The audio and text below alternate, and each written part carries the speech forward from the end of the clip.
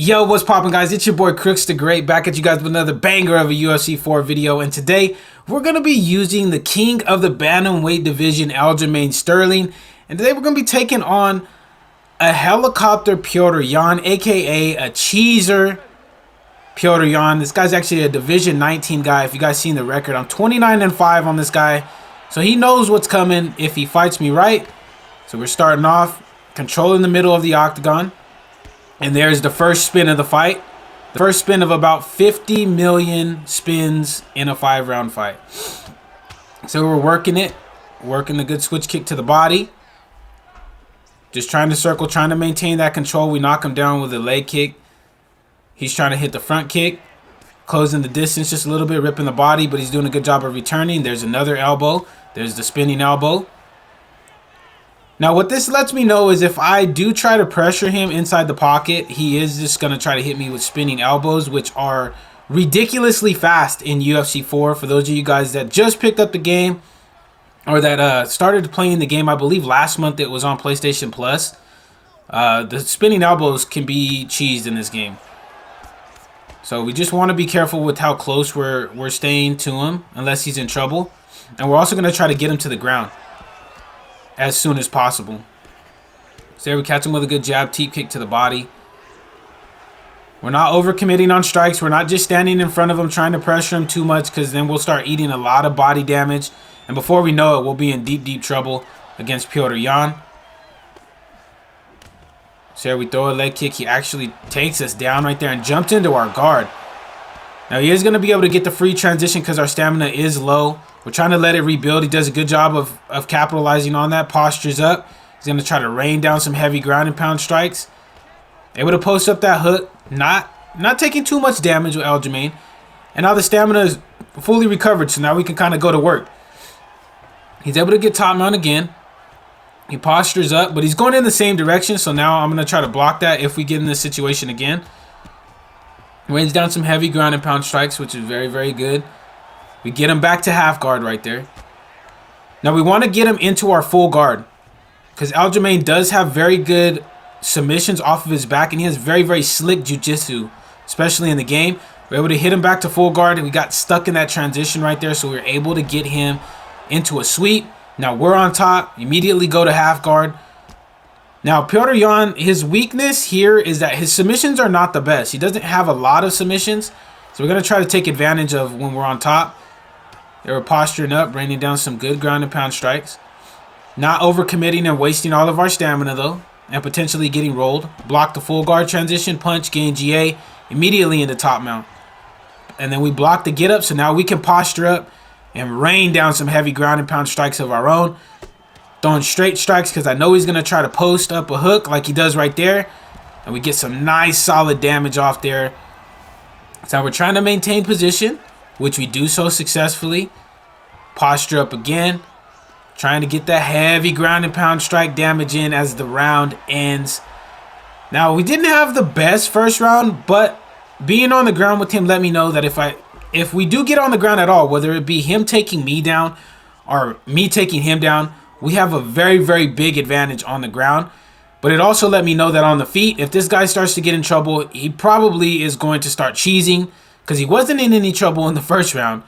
He was already spamming those damn spinning elbows. So just got to anticipate that as the fight goes along and try to game plan around it.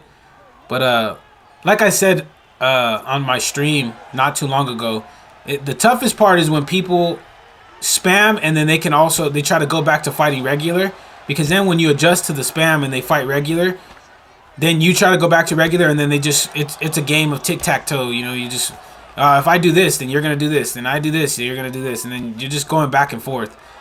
So that could be the hardest part about fighting spammers. But here we're doing a job of spacing it out. We hit the takedown right there, which is where we want to be. Deny the full guard transition right there. Posture up. We were looking for the undeniable transition, but we didn't get it.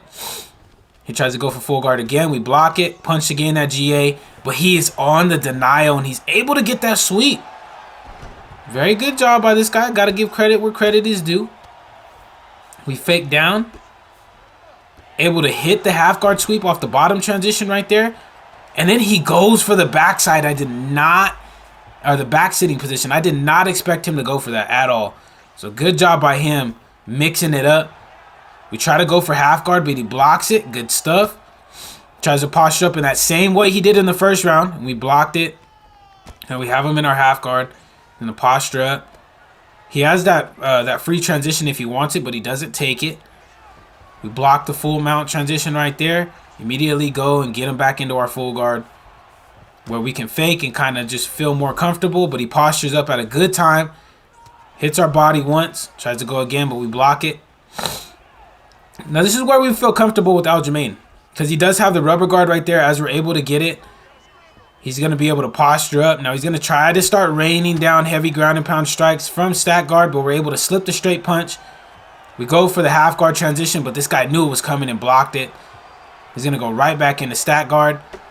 Go back to trying to rain down heavy ground and pound strikes on us. But then he does a smart thing and allows us to get back to our feet. That's going to allow him to really utilize Jan to where Jan's strengths are, which is on the feet. There, nicely timed front kick and a knee to the body. There's a spinning elbow. Again. There's a spin kick. We're able to counter it just because we circled towards the open side of the body. Now we have him hurt. Trying to pressure him. But he's doing a good job of backing himself up and moving laterally. He's not just backing himself up to the cage and just taking all these punches off of his block. So that lets me know that this guy, this is the most frustrating thing for me to see in the game. Is guys that have good fight IQ just spamming for no reason. It's so damn annoying. And it really makes me feel some type of way. I really get frustrated when I see people do that. It's kind of crappy. So here we got that rock off. We're just trying to get some solid damage in. We're standing a little more in front of him now. Catch him with a clean block breaking combination right there. He hits a knee. And that's the end of the second round. Now, that could have been a very, very close round up until about when we got that rock off of that spin kick that he missed on. We did get the rock. We were able to stun him, so that really won us the round right there. So, very, very clean second round for us. We didn't absorb too much damage, so heading into this third round, I feel really, really good. I just need to be careful not to get hit by that damn spinning elbow, because if we do, it's going to be a really, really, really big problem. Let me tell you. It's not going to be pretty. So here we go. We're at the start of the third round. We're punching. We catch the switch kick. Now we're going to try to push him as close to the fence as possible, which we do so successfully. We hit the single leg takedown and immediately get him on the ground with 4.5 minutes to work. This is where we want to be at. Get him into side control. And we're going to try to control him here as much as possible. Throw some knees to that stomach just to drain the stamina. He hits the up half guard transition, able to get it, but we immediately posture up and go right back to side control. Block the sprawl position right there. Throwing the knees to the body. He goes to sprawl. Nice job. We got to get out of that position, so we go to backside right there. He tries to hit the get up, but we block that. Posture up. We're going to roll him back to side control again, just because I feel like I have an advantage here.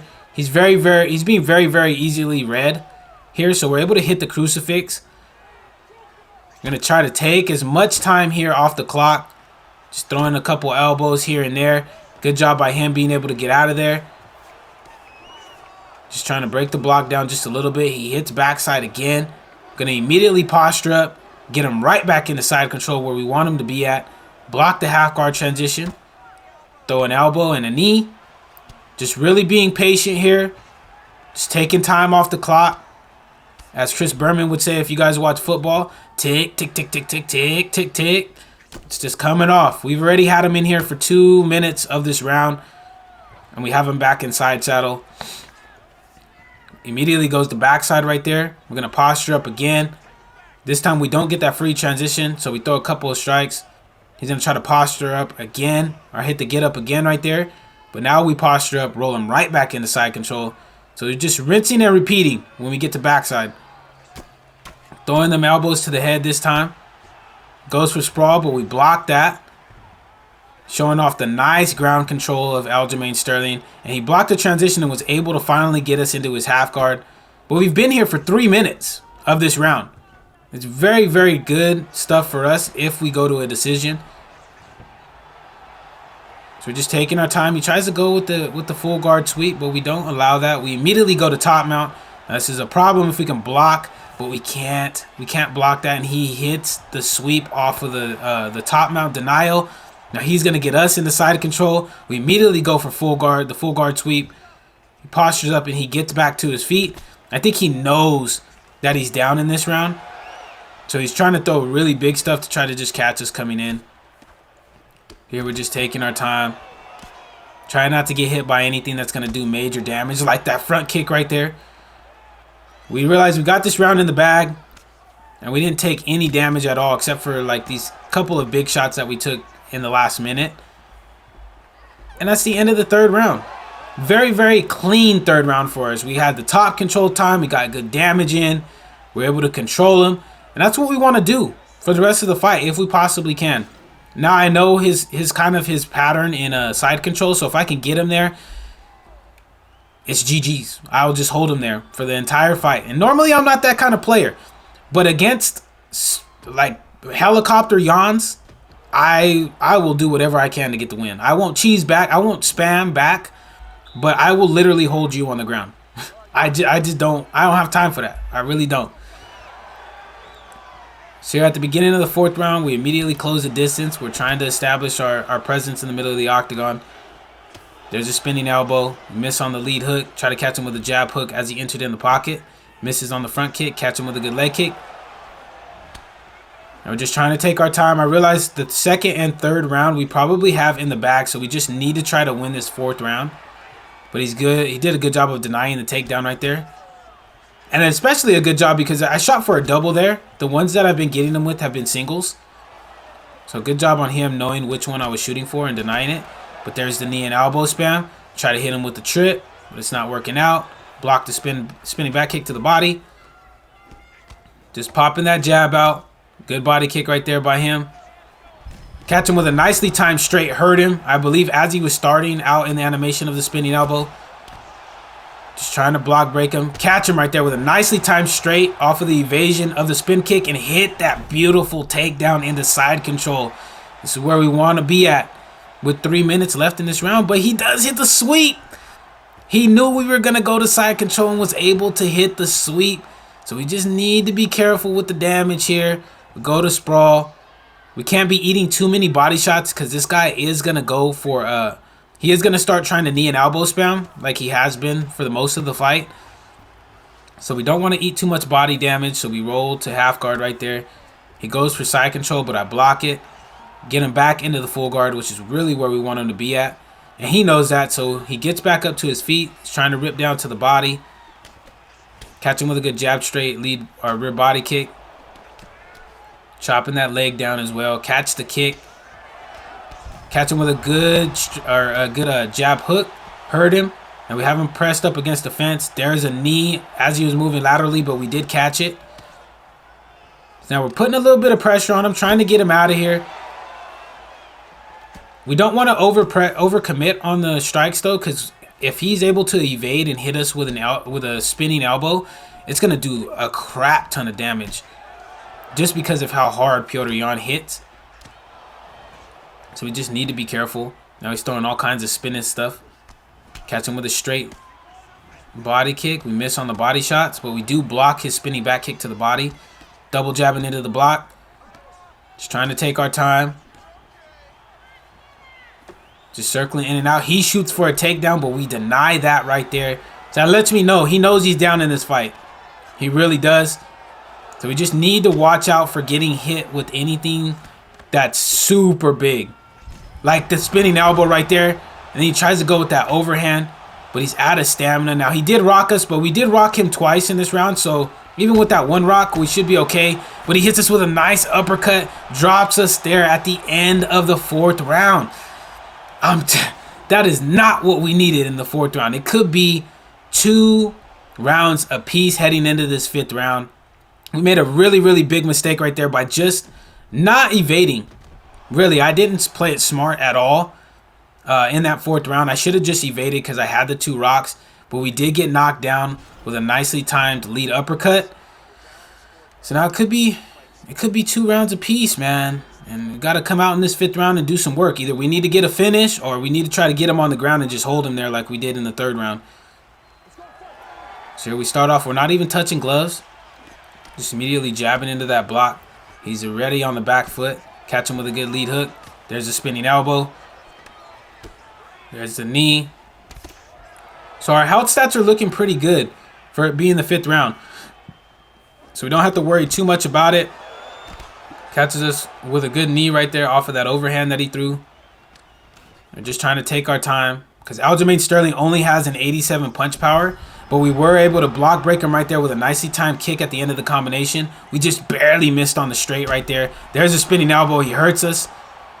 Now we're in a little bit of trouble, but we're able to get back. We're able to recover. So now it's 1 rock apiece. He's launching off the knees and the elbows. There's the overhand. Jabbing into that block. We're trying to answer back, trying not to let him pressure us, but that spinning elbow is something real nasty. And now he's doubling it up too. So we just need to be careful. There's a knee to the body.